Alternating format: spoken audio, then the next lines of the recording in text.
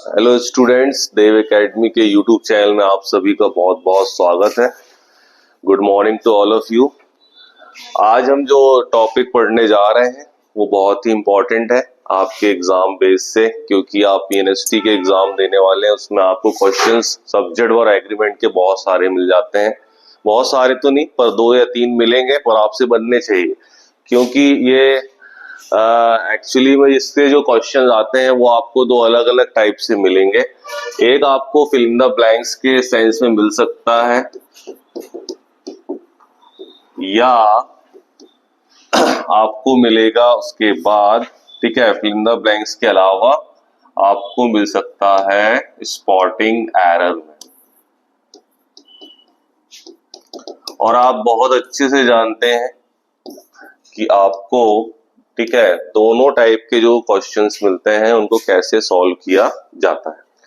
Fill in the blanks में आपको easy पड़ेगा, क्योंकि कहानी क्या रहती है कि फिल इन द ब्लैंक्स में हमारे पास जो ऑप्शन होते हैं और ऊपर जो डायरेक्शन लिखा होता है उससे हम समझ जाते हैं। पर अभी लास्ट ईयर आपके जो क्वेश्चंस आए मिक्सअप आए, मतलब उसने एक सेक्शन डिसाइड नहीं किया है कि भाई इंग्लिश के मैं क्वेश्चंस पूछ रहा हूँ, फिजिक्स के पूछ रहा हूँ, बायोलॉजी के पूछ रहा हूँ। इससे बहुत सारे स्टूडेंट्स को क्या हुआ, प्रॉब्लम हुआ। उसके पहले जो एग्जाम आया था उसमें ऐसा नहीं हुआ था, ठीक है। तो अब आपको ये माइंडसेट रखना पड़ेगा कि मुझे कोई भी क्वेश्चन मेरे सामने आ सकता है, ठीक है। जब मैं क्वेश्चन पेपर सॉल्व कर रहे हैं हम एग्जाम हॉल में, तो उस समय फिजिक्स का भी आ सकता है, उसी समय इंग्लिश का भी आ सकता है। तो आपको अपने माइंड को मल्टी डायमेंशन में रखना पड़ेगा। मल्टी डायमेंशन का मतलब ये होता है कि एक ही समय में हमें कई जगह अपना दिमाग चलाना पड़ेगा। समझ में आया? क्योंकि आप फिजिक्स के क्वेश्चन सॉल्व करते आ रहे हैं तो आपका दिमाग तो उस समय फिजिक्स ही में चल रहा है, और फिर उसने क्या दे दिया आपको, जीएस का क्वेश्चन दे दिया, तो फिर आपको डाइवर्ट करना पड़ेगा जीएस में कि हाँ मेरी क्या मेमोरी है। तो इसीलिए आपको जब क्लास में भी बैठो या जब घर पर आप पढ़ते हो तो उस समय भी आपको इन सब बातों के बारे में सोचना पड़ता है। एक स्ट्रेटेजी बना के काम करो, यदि मेरे एग्जाम में इस तरीके से क्वेश्चंस आते हैं तो मुझे किस तरीके से इनको, ठीक है, अटेम्प्ट करना है और कैसे सॉल्व करना है। बात आती है फिल इन द ब्लैंक्स और स्पॉटिंग एरर्स में, और आप यदि टॉपिक पढ़ते हो सब्जेक्ट और एग्रीमेंट में, ठीक है, तो मैं आपको वही बता रहा हूं कि यदि इस टॉपिक से आपको क्वेश्चन मिलता है फिल इन द ब्लैंक्स में, तो आपको क्या याद रखना है। तो ऑप्शन में आपको ज्यादातर क्या मिलेंगी, वर्ब्स मिलेंगी। क्या मिलेंगी? वर्ब्स, ठीक है। और स्पॉटिंग एरर में आपको ऐसे एक सेंटेंस दे देगा वो पूरा, ठीक है, और 4 अलग अलग ये सारे जो स्पॉट है, मतलब ये इसको एक सेंटेंस को अलग अलग भागों में क्या कर देगा, डिवाइड कर देगा, ठीक है। तो अब आप बोलोगे सर इन दोनों में मुझे टफ कौन सा लग सकता है, तो टफ आपको कौन सा लग सकता है, ये वाला, ठीक है। ये आपको इजी क्यों रहेगा कि आपको उसने दिखा दिया है कि भैया आपको जो सेंटेंस दिया गया है उसमें आपको क्या यूज करना है, वर्ब यूज करना है। पर यदि आपको क्या मिलता है, स्पॉटिंग है, तो स्पॉटिंग में आपको ये खुद आइडेंटिफाई करना पड़ेगा कि आपका सेंटेंस किस टॉपिक का है। हो सकता है कि वो टेंस का हो सकता है कि आपको वॉइस का हो सकता है नरेशन का हो, ठीक है, या पार्ट्स ऑफ स्पीच के किसी टॉपिक का हो, किसी का भी हो सकता है वो, ठीक है। तो हम जब कोई भी टॉपिक पढ़ते हैं, ठीक है, तो उनके सारे क्वेश्चंस हम लगा के इसीलिए जाते हैं टेस्ट पेपर इसी लगा के जाते हैं, क्वेश्चन इसी लगा के जाते हैं, जिससे हम एग्जाम में क्या कर सकें, पहचान सके कि भैया कौन सा है। तुम यदि एग्जाम में पहचान ही नहीं पाओगे क्वेश्चंस को कि वो किस टॉपिक का है, तो सॉल्व करने की तो बहुत दूर की बात हो गई। फिर समझ में आया? ठीक है, सबसे पहले you have to just identify the sentence, ठीक है, कि वो किस टॉपिक का है। पहले ये आइडेंटिफाई करना सीखो। आइडेंटिफाई करने के बाद उसमें मिस्टेक क्या आती है वो चीजें तुम्हें देखना पड़ेगी। सपोज मैं एक क्वेश्चन तुमको देता हूं, जैसे फिल इन द ब्लैंक्स में देता हूं, पहले हम आपका प्रीवियस नॉलेज चेक कर लेते हैं। सपोज मैंने ऐसा लिखा, अ क्वालिटी ऑफ एप्पल्स, यही देखते हैं, a quality of apples blank good, ऐसा लिखा हुआ है, ठीक है। फिर मैंने यहां पर लिख दिया इज, सेकंड में लिख दिया आर, थर्ड में लिख दिया हैव बीन,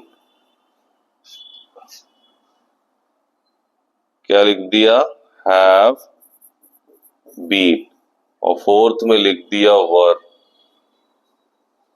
तो क्या आंसर आएगा?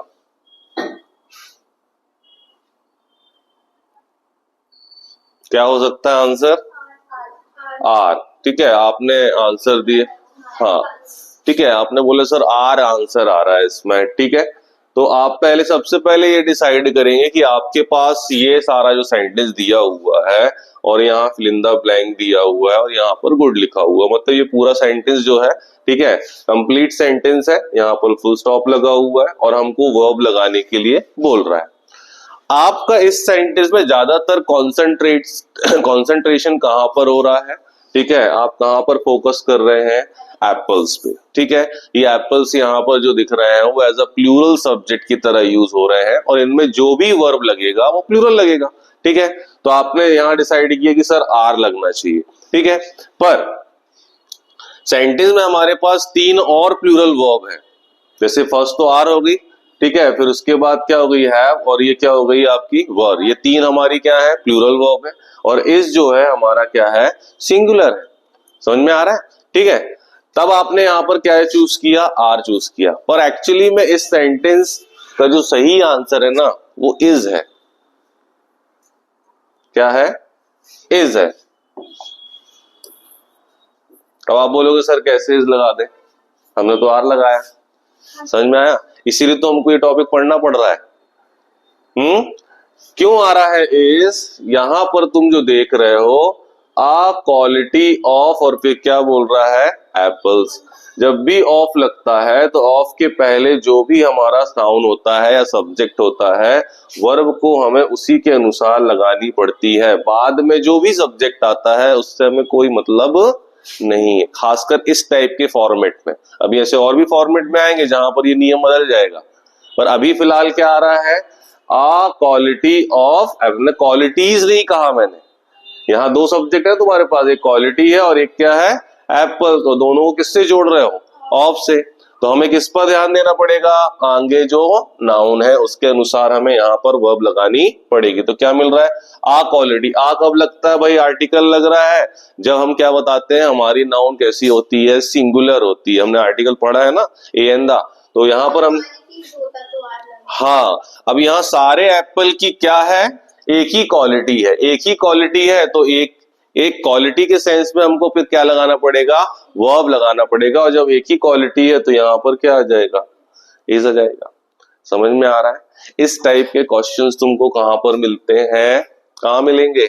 सब्जेक्ट वर्ब एग्रीमेंट में। अब ये मैंने बहुत इजी क्वेश्चन दिया था आपको जिसमें कि अपन को चेक करना है। इसमें और भी बहुत सारे फॉर्मेट आते हैं, ठीक है, जिनको हमें एक एक करके सारे फॉर्मेट्स को क्या करना है? ठीक है, पुट करना है। Any problem? समझ में आया? ठीक है, तो इस टाइप से हमें, ठीक है, question fill in the blank का मिलता है। ऐसे ही क्वेश्चन बड़े थोड़ा सा बड़ा उनको बनाकर, ठीक है, और भी इंफॉर्मेशन डाल के वो आपको क्या दे सकते हैं? स्पॉटिंग एरर में। तब हमें ध्यान रखना है। ठीक है, हाँ, एक स्पॉटिंग एरर का भी करा देते हैं, कोई दिक्कत नहीं है। देखो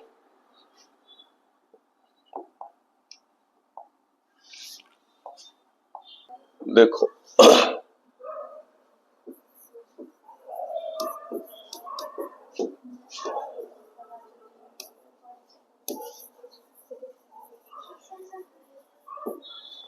ठीक है, इसमें तुमको स्पॉटिंग एरर देते हैं। जैसे देखो,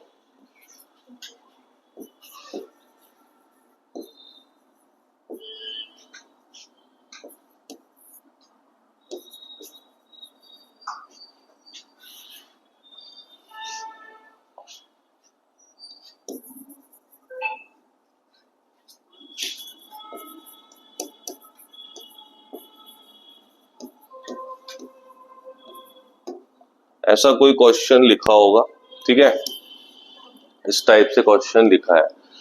अब इसी के वो 4 अलग अलग स्पॉट कर देता है। जैसे ए अब तुम्हारा फर्स्ट स्पॉट जो रहेगा, ठीक है, इस तरीके से उसने कर दिया कि ए स्पॉट में आपको दे दिया आर इन्फेंट्री, ठीक है, बी वाले स्पॉट में दे दिया हैव, और फिर क्या दे दिया? मार्च्ड।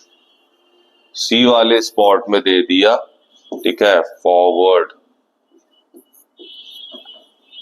और डी वाले ऑप्शन में दे दिया no error.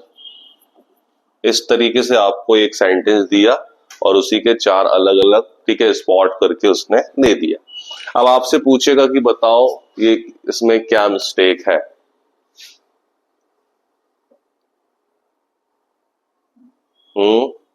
Are infantry have marched forward. इस तरीके से तुमको क्या मिल रहा है, ये अलग अलग ऑप्शन मिल रहे हैं, मतलब ऑप्शन नहीं मिल रहा है, एक ही सेंटेंस है, इसको थोड़ा सा पार्ट में डिवाइड कर दिया है। तो यहाँ पर क्या मिस्टेक समझ में आती है, यार इन्फेंट्री है, फिर हैव लगा हमारी वो, मार्च लगा थर्ड फॉर्म, फिर उसके बाद फॉरवर्ड लिखा है, ये 4 अलग अलग स्पॉट में। तो कहाँ पर मिस्टेक समझ में आती है? हाँ, तो हैव की जगह पे क्या होना चाहिए तुम्हारा? हैज होना चाहिए। मतलब हमको ये बोल रहा है कि हैज होना चाहिए। समझ में आया? ठीक है। पर ऐसा करते हो ना तो तुम्हें कोई नंबर नहीं मिलेगा। ये तो होना ही है, जब तक टॉपिक हमको पढ़ते नहीं है या समझते नहीं है हमारे क्वेश्चन गलत ही जाएंगे। ठीक है। अब ऐसा यदि तुम बोलते हो ना कि सर हैज लगा देते हैं, क्यों? क्योंकि तुम इसको जो आर इन्फेंट्री जो आ रहा है ना, इसको तुम क्या मान रहे हो? ठीक है, सिंगुलर सब्जेक्ट मान रहे हो। क्या मान रहे हो? सिंगुलर सब्जेक्ट मान रहे हो। ठीक है। और कहानी क्या है कि कई लोग ये भी सोचते हैं कि यदि हम ये देखते हैं कि हमारा जो इन्फेंट्री है उसे हम फैमिली लिखते हैं। क्या लिखते हैं? फैमिली लिखते हैं। समझ में आया? तो फैमिली में कहानी क्या आती है कि जब फैमिली लिखते हैं तो इसमें हम देखते हैं कि इसका सर प्लूरल बनाना चाहते हैं, तो क्या बनता है? फैमिलीज। क्या बनता है? फैमिलीज। क्योंकि जिसमें वाई लग रहा है उसको हटाकर हम क्या करते हैं नाउन में? आईएस करते हैं। यही दिमाग आप यहां भी लगाओगे कि इन्फेंट्री है तो वाई हटाकर क्या लगा देंगे? आईएस। पर ये वो वाली नाउन नहीं है जिसमें ये नियम लगता है। इन्फेंट्री एक्चुअली में दिखने में सिंगुलर लगती है पर होती कैसी है? प्लूरल। समझ में आया? इन्फेंट्री जो वर्ड होता है, जो नाउन है, वो दिखने में कैसी लग रही है? सिंगुलर। तो लोग सोचते इसका प्लूरल भी होगा भाई, तो इसको बोलते कि इन्फेंट्री, तो इन्फेंट्रीज होता तो हम हैव लगाते तो सही होता, पर ऐसा नहीं है। समझ में आया? हमको क्या देखना है कि जो इन्फेंट्री नाउन है हमारी, इसका मीनिंग होता है पैदल सेना, वो प्लूरल ही यूज हो जाती है। इस वजह से यहाँ पर प्लूरल वर्ब लगी है हैव, इसका मतलब इस सेंटेंस में कोई भी गलती नहीं है। जिस दिन स्पॉटिंग एरर में आप नो एरर तक पहुंच गए, समझ जाना उस दिन तुमको एग्जाम में नंबर मिल जाएंगे। क्योंकि हमारी मानसिकता क्या होती है, what is our mentality to just take exam, वहां पर क्या होता है कि हम गलती ही लगाने जा रहे हैं। अरे जब स्पॉटिंग में तुमको ऑप्शन दे रहा है नो एरर का, तो हमें अपने माइंडसेट बनाना पड़ेंगे ना, वो भी ऑप्शन हो सकता है। तो वही तो आपसे एग्जामिनर पूछ रहा है कि आपको कितना नॉलेज है। आप गलत भी दिखा सकते हो कि सही भी दिखा सकते हो, मतलब दोनों ऑप्शन होना चाहिए। तो ये चीज हमें ध्यान रखना है। अब हो सकता है कि तुमको नो एरर ना दे, नो करेक्शन रिक्वायर्ड दे दे, नया ऑप्शन, तो उससे डरना नहीं है, वही क्वेश्चन है वो। समझ में आया? ठीक है। अब तुमको कोई अलग टाइप से क्वेश्चन दे देता है, जो अभी कभी ऐसा वर्ड दे देगा, उस पर तुम्हारा क्या कर देगा, यहाँ डार्क कर देगा, मतलब कि अंडरलाइन कर देगा, और फिर बोलेगा 4 अलग अलग ऑप्शन रख देगा, वर्ब के रख सकता है, वर्ड के रख सकता है, बोलेगा बताओ इस सेंटेंस में ये जो शब्द यूज हो रहा है वो सही लगा है कि उसके अलावा 3 और वर्ड हमारे पास है उनको हम लगाएं। और यदि तुमको लगता है कि ये सही है तो लास्ट वाले ऑप्शन में रहता है नो करेक्शन रिक्वायर्ड, उसका ऑप्शन रहता है। मतलब नो करेक्शन रिक्वायर्ड का मतलब ये होता है कि हमें सेंटेंस में कोई भी करेक्शन नहीं करना है। समझ में आया? सेंटेंस से समझ में आया कि अभी तुमको कितना नॉलेज है? हाँ, दोनों क्वेश्चन क्या गए तुम्हारे? गलत गए। इसका मतलब हमें टॉपिक पढ़ने की जरूरत है कि नहीं? नहीं है? है ना? चलिए तो फिर आगे बढ़ते हैं इसी के आगे। ठीक है।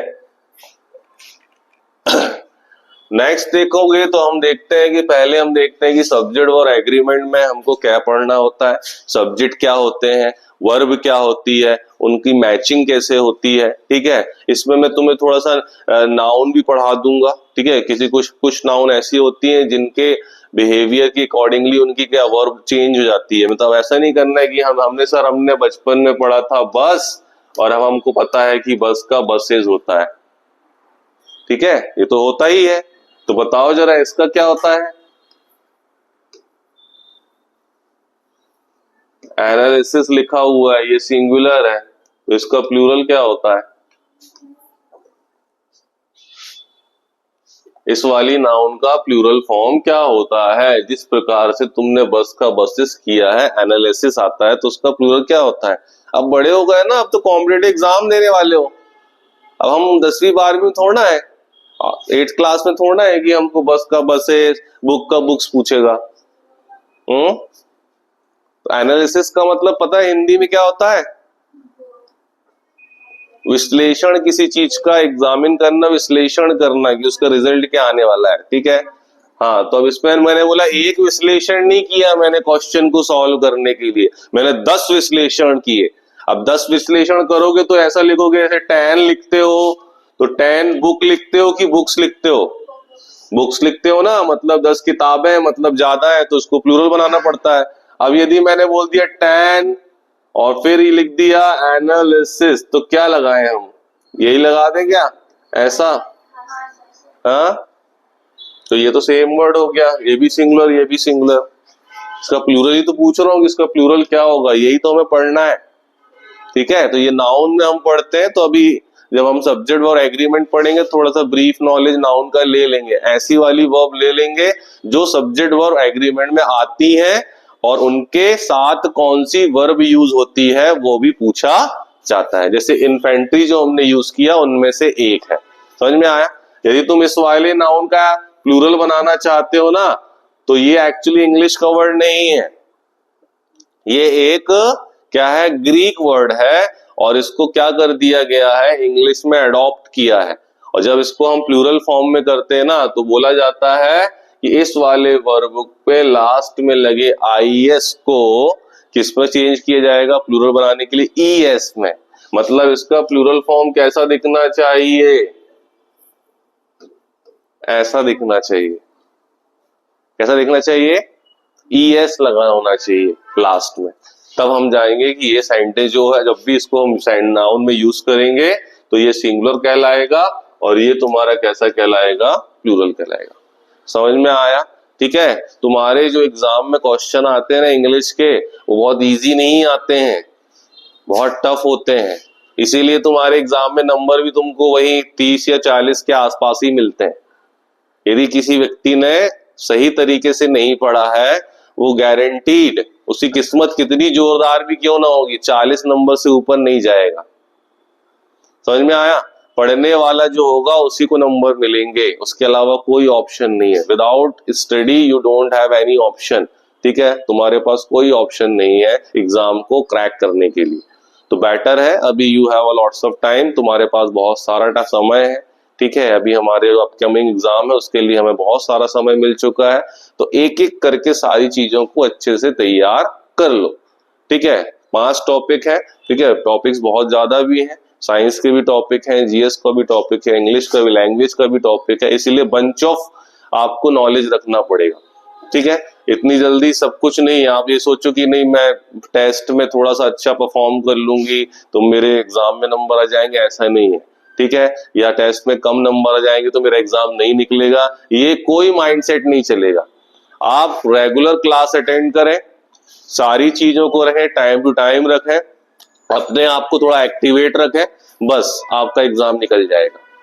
पर यदि इन सब में कोई भी एक चीज को कमी करते हो तो फिर प्रॉब्लम में कहानी आ जाएगी भाई, फिर एग्जाम में आपको, ठीक है, कुछ भी समझ में नहीं आता है, एक दूसरे का चेहरा देख के हंसोगे बस वहां पर, और कुछ नहीं होगा, ठीक है। वो तुमसे बोलोगे वो बन रहा है, तुम बोलोगे नहीं बन रहा, सब खत्म हो गए जीवन अब तो कुछ बन ही नहीं रहा हमसे, ठीक है। ये लगा के भी आ जाओगे वो सारी चीजें, और बाहर आके बोलोगे कि नहीं ये लगा दिया तो ये सामने वाला ये सही था, तुम भी बोलोगे हाँ मैंने भी तो यही लगाया है, भला ही तुमने कुछ और लगाया, पर अंतर आत्मा जानती है ना कि हमने क्या लगाया है। तो बेटर है कि इन सब बातों का कोई वैल्यू नहीं है, आप केवल पढ़ाई करें बस, मेहनत करेंगे तो उसका फल आपको जरूर मिलेगा, गवर्नमेंट कॉलेज मिल जाएगा। चलिए तो हम स्टार्ट करते हैं भाई, थोड़ा थोड़ा इस पे देखो, यदि हम देखते हैं कि पहले तुम सब्जेक्ट के बारे में सोचना चाहते हो कि सर सब्जेक्ट क्या होता है, तो ये हमने बहुत बचपन में ही पढ़ा है, आपने बहुत इजीली पढ़ा है, और थोड़ा सा इसको रिकॉल कर लेते हैं अभी। ठीक है, अभी के सिनेरियो में उसको देखते हैं किस तरीके से समझा जाता है। तो आपको पता है कि जो भी सेंटेंस में हमको, ठीक है, सब्जेक्ट मिलता है उसको हम एक बोलते हैं सिंगुलर, और एक क्या होता है आपका प्लूरल। ठीक है, वो सारे, अब देखो तुम बोलोगे सर इसकी पोजीशन कहां पर है सेंटेंस में, तो इसकी पोजीशन हमेशा कहां रहती है, सबसे स्टार्टिंग में। आप बोलते हो सर सब्जेक्ट क्या है, तो सब्जेक्ट वो है जो सेंटेंस में आगे, ठीक है, कार्य कर रहा है, मतलब एक्शन कर रहा है, या हम उसके बारे में सेंटेंस में बात कर रहे हैं। ठीक है, यदि बात कर रहे हैं तो बात कैसे कर रहे हैं सर, तो मैंने बोल दिया ही इज अ डॉक्टर। कौन डॉक्टर है, वह। समझ में आया, मतलब ही, तो ही जो हो जाएगा वो हमारा क्या हो जाएगा, सेंटेंस का सब्जेक्ट। मतलब हम क्या कर रहे हैं, इसके बारे में बात कर रहे हैं। और यहीं पर बोलता है ही वॉक्स। ठीक है, यदि ऐसा तो ही कौन काम करता है भाई, तो हमने बोल दिया ही, तो यहां पर तुम्हारा एक्शन लग रहा है। तो सेंटेंस के सबसे स्टार्टिंग में जो भी लगता है उसको हम क्या कहते हैं, सब्जेक्ट। अब वो कितने हो सकते हैं भाई, दो अलग अलग नंबर हो सकते हैं, इनको नंबर बोला। सब्जेक्ट का नंबर क्या है, तो मोबाइल नंबर नहीं, उसका नंबर मतलब उसको यूज होने वाला नंबर चाहिए हमको। तो सिंगुलर नंबर कहलाता है, और एक क्या कहलाता है, प्लूरल नंबर कहलाता है। सिंगुलर नंबर और प्लूरल नंबर। अब यदि हम देखते हैं कि सिंगुलर नंबर और प्लूरल नंबर में कौन कौन से सब्जेक्ट आते हैं, तो आप बोलते हो सबसे पहले तो हमारे प्रोनाउन आते हैं। प्रोनाउन के सेंस में जो होता है, जैसे ही, शी, इट, और ये तुम्हारा कोई भी यदि नाउन, ठीक है, सिंगल नाउन मतलब वन नाउन, सिंगल नाउन, इतने ये चार होते हैं ना, ये तुम्हारे क्या होते हैं, ये तुम्हारे सिंगुलर नंबर के सब्जेक्ट कहलाते हैं। कभी भी इनका सेंटेंस के स्टार्टिंग में प्रयोग हो तो इनको क्या मानना है, सिंगुलर नंबर। आपको सबसे ज्यादा इस टॉपिक में परेशानी होने वाली है इसको पहचानने में। समझ में आया, इनको तो आप आसानी से पहचानते हो। ठीक है, ये ही, शी और जो इट होता है वो क्या नॉर्मल है भाई, हम उसको तो आसानी से पहचानते हैं। पर किसको नहीं पहचानते हो, नाउन को। कि नाउन किस टाइप से जब आती है, मतलब कौन सी नाउन को मैं सिंगुलर मानूं और कौन सी नाउन को प्लूरल मानूं। समझ में आया, उसी को तुम्हारी सबसे ज्यादा प्रॉब्लम है। तो हम इसको जो इंपॉर्टेंट वाली नाउन उनको हम पढ़ लेंगे। जैसे देखो, एक तुमको कंफ्यूजन वाली नाउन देते हैं। जैसे कभी यहाँ ऐसा लिखा है, मैंने ऐसा लिखा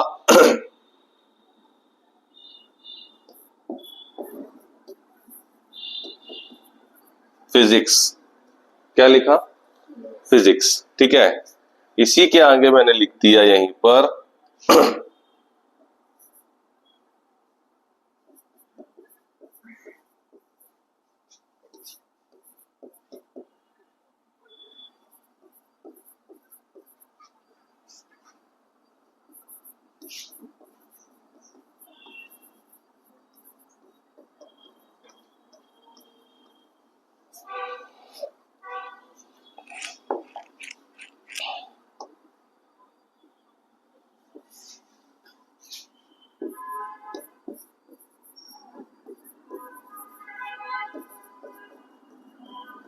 यदि हम ऐसा लिखते हैं, ये मिल गया, ये मिल गया, और ये मिल गया, इनमें से सही वाला कौन है? सीजर मतलब नहीं पता तुमको, कैंची, इंस्ट्रूमेंट होता है, सीजर का मतलब कैंची। बताओ कौन सा वाला सही हो जाएगा? A pair of scissor, scissor, scissors, a pair of scissors. कौन सी वाली नाउन करेक्ट है?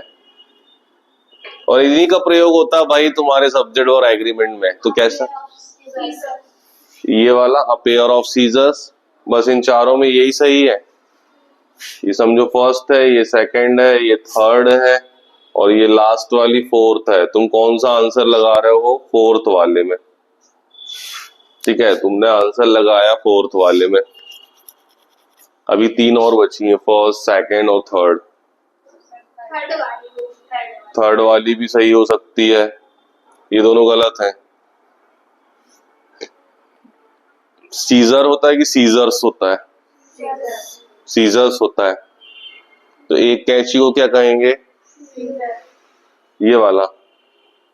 मतलब तुम कैसे कहना चाह रही हो कि एक कैंची को हम सीजर बोलेंगे और कई सीजर्स बोलेंगे। ओके, हाँ, कंफ्यूज हो रहे हो ना?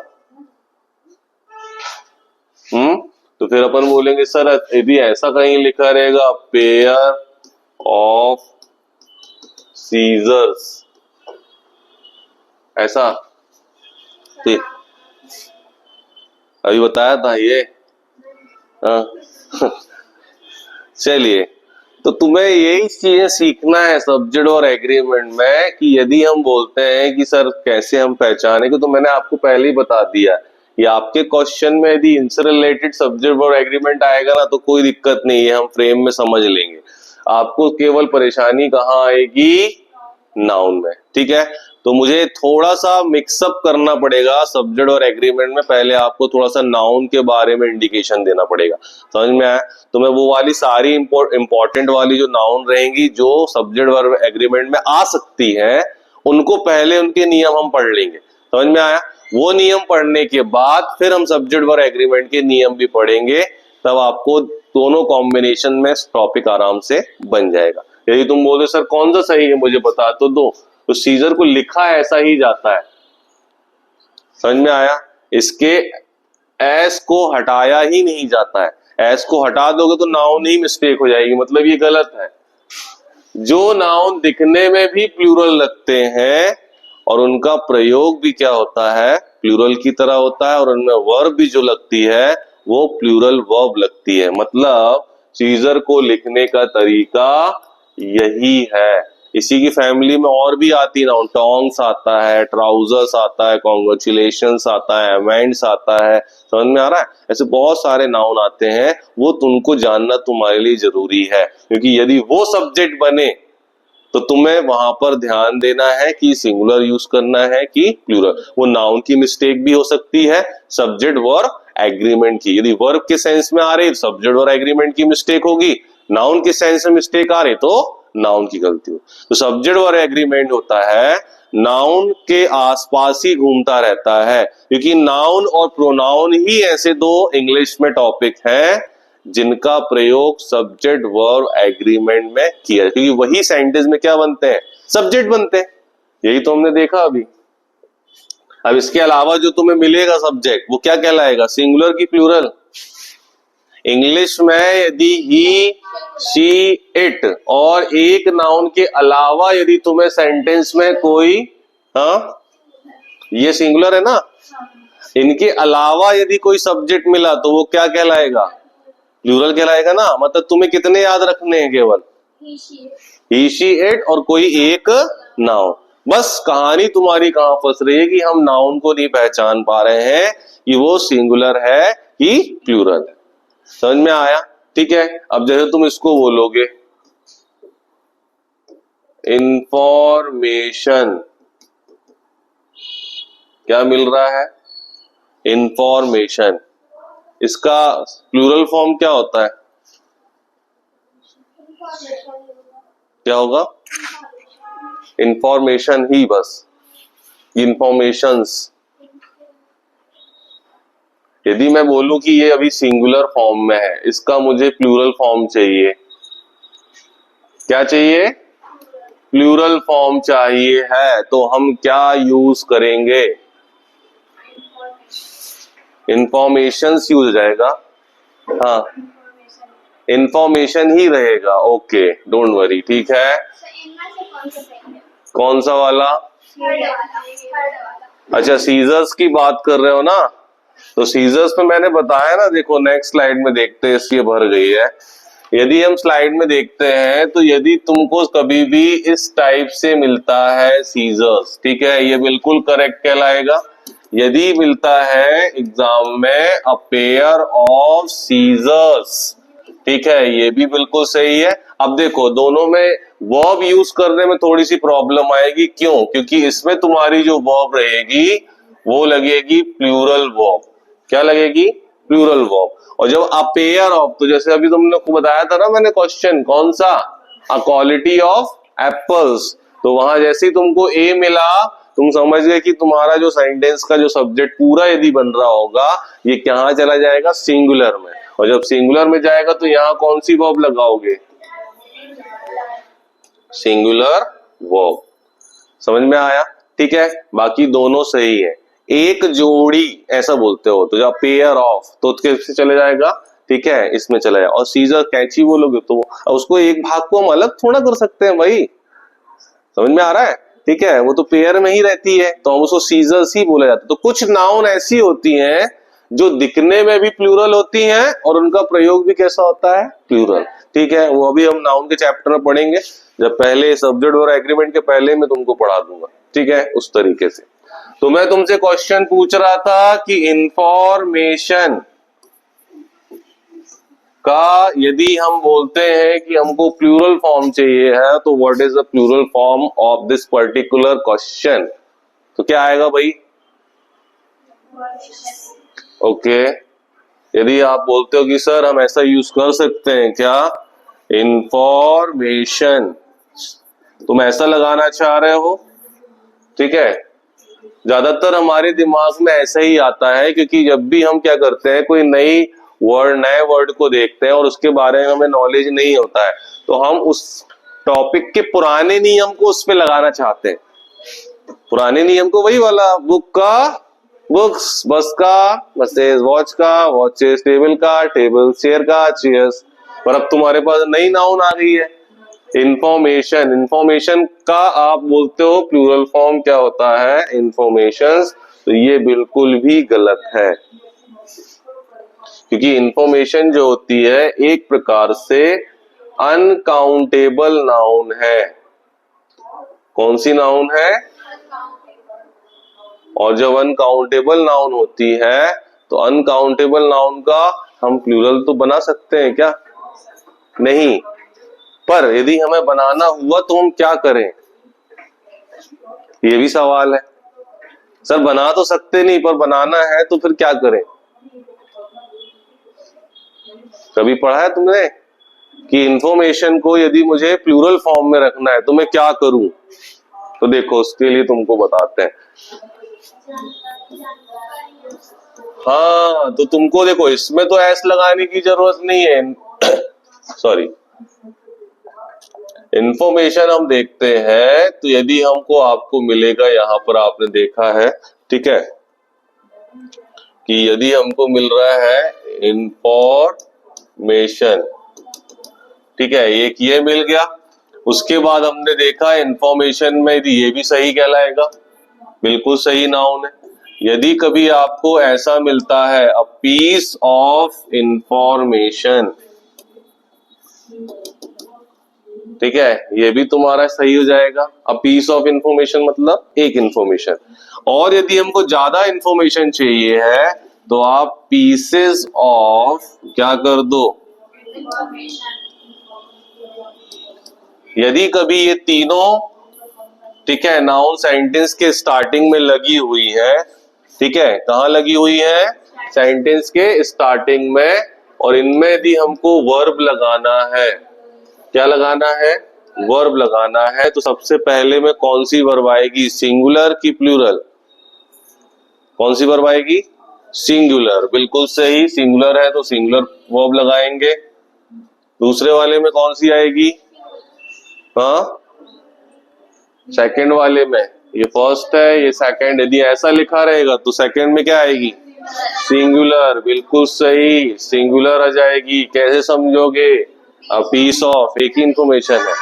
और फिर लास्ट वाले में पीसेस ऑफ इंफॉर्मेशन आ रहा है, इसका मतलब कि क्या हो रहा है? प्लूरल। तो यहाँ प्लूरल। समझ में आया?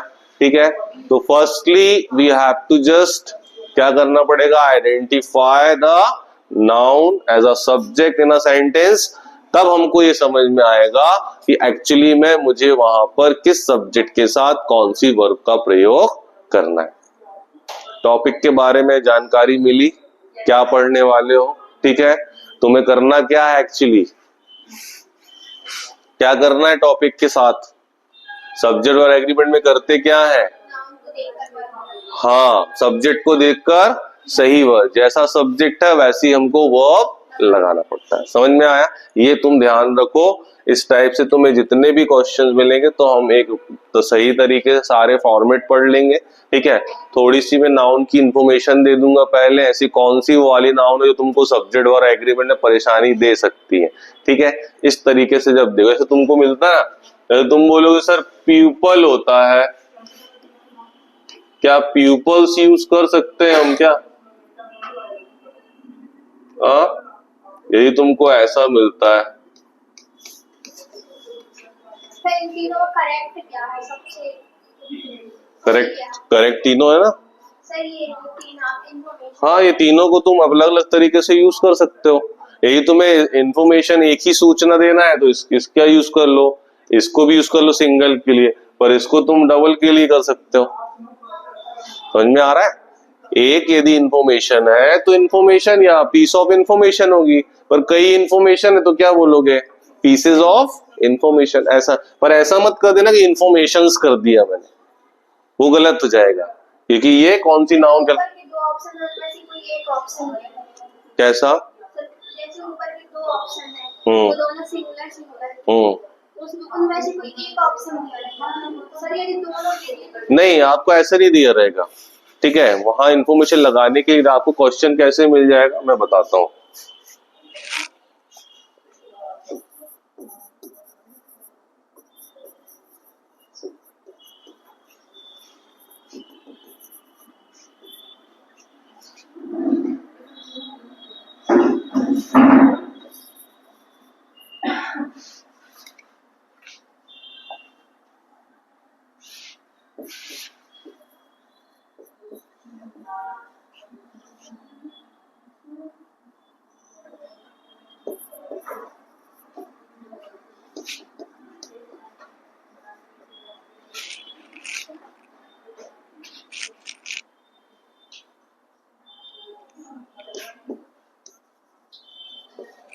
ठीक है, ऐसा साइंटिस्ट मिल जाएगा, सॉरी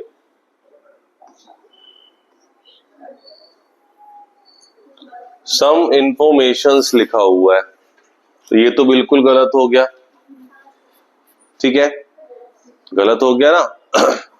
अब इसको सही बनाना है तो आप किसका प्लूरल फॉर्म यूज करेंगे ना, तो pieces of information, some pieces of information, क्या यूज करना पड़ेगा, यहां पर यूज होगा सम पीसेस ऑफ इंफॉर्मेशन। यदि सेंटेंस में देखो इस तरीके से लिखा होगा कि सम पीसेस ऑफ इंफॉर्मेशन, क्या लिखा होगा, सम पीसेस ऑफ इंफॉर्मेशन। अब यदि आपको यहां पर फिल इन द ब्लैंक पूछता है और यहां पर सेंट पूछ देता है और फिर आपको पूछेगा कि आप इसमें इज लगाएंगे, ठीक है, या हम इसको और थोड़ा सा क्लियर कर लेते हैं, यहां पर वॉज लगाओगे या हैज बीन लगाओगे,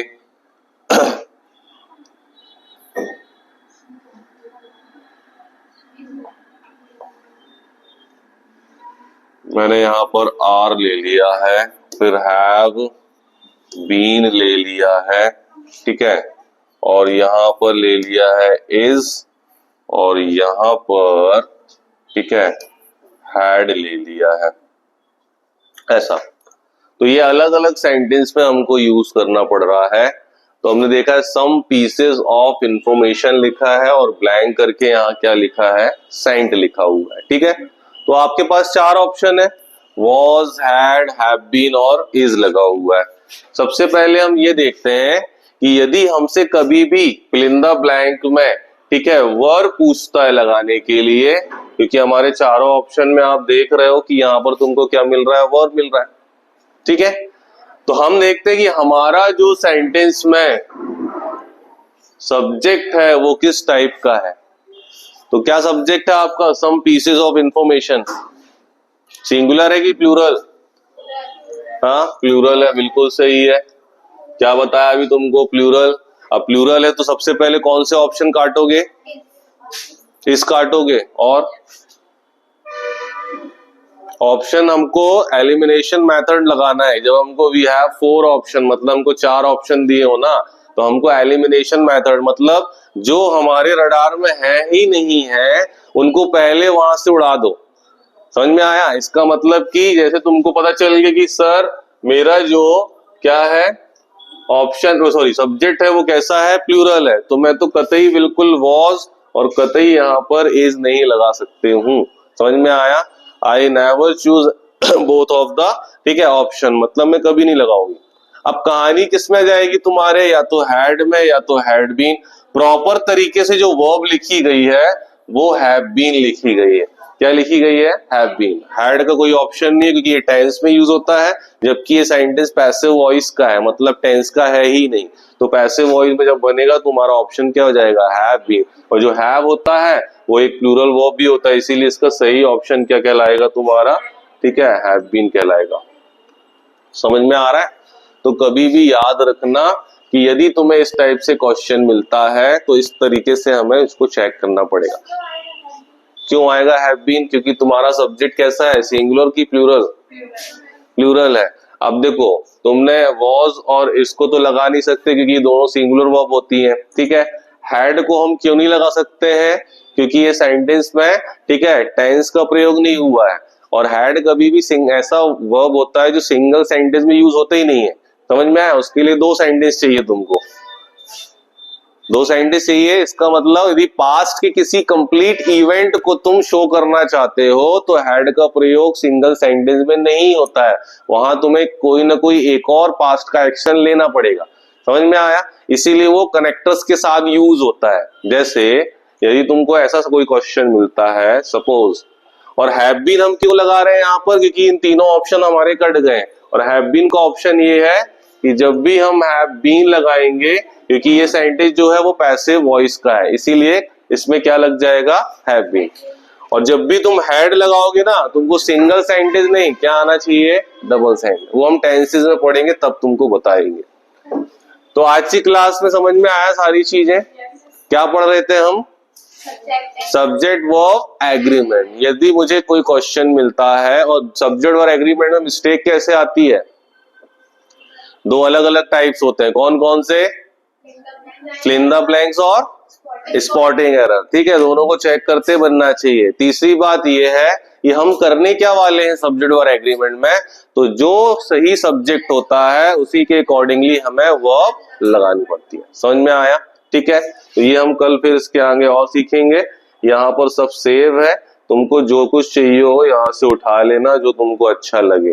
ठीक है, बाकी और कोई समस्या नहीं है। कल से थोड़ा और सिस्टमैटिक ढंग से हम उसको पढ़ेंगे। बन जाएगा? चलिए, थैंक यू वेरी मच। अपनी नेक्स्ट क्लास पढ़ो फिर। और ये लो